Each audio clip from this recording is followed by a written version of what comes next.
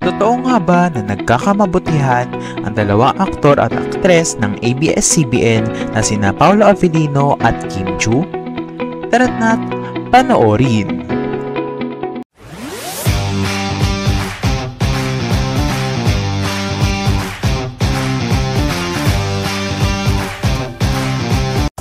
Yan kasi ang usap-usapan ngayon, kaya naman naniniwala ang kanilang fans na mukhang totoong magjowa na ang dalawa matapos ma-develop ang kanilang relasyon pagkatapos magsama sa ilang projects.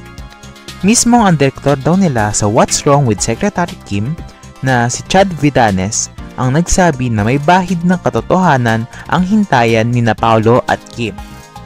Hindi naman totally naghihintayan, pero alam mo yung hiya, yung nahihiya ka sa co-actor mo dahil minsan inuuna yung mga eksena mo. Syempre, nahihiya ako kay Kim dahil may eksena pa siya. Kung isang eksena na lang, hintayin ko na lang matapos.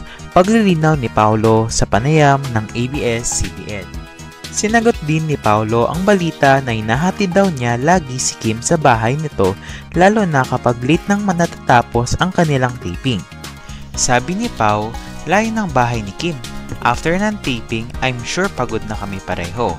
Diretso na kami pauwi. Siguradong marami ring sweet moments sina Kim at Paolo sa Birmingham, United Kingdom, kung saan bumida sila sa linlang pasasalamat show na ginanap noong June 30 sa Woodgate Valley Country Park. Ang dami nating mga kapamilya at kababayan all around the world. So we're happy that we get to go around and perform and bring happiness. Dagdag pa ng aktor. Kamakailan lamang ay nagtungo rin ang rumored couple sa Dubai kung saan isa sa mga naging bonding nila ay ang pag-jogging. Jogging is the easiest way to exercise. Masarap sa ibang bansa kasi bagong tanawin yung nakikita mo. Mas nakikilala mo rin yung lugar, ani ni Paolo. Tumatakbo na talaga ako, tapos tumatakbo rin pala siya. Yun nga lang, mas mabilis siya tumakbo. Nagkataon lang, parehas kami ng hobby siguro. Tatakbo ka? Tatakbo rin ako. Tara, sabi naman ni Kim. Natanong din si Paolo tungkol sa viral jump shot nila ni Kim sa Albay kung saan makikita sa background ang Mayon Volcano. Lagi naman nagpapakita sa akin ang Mayon.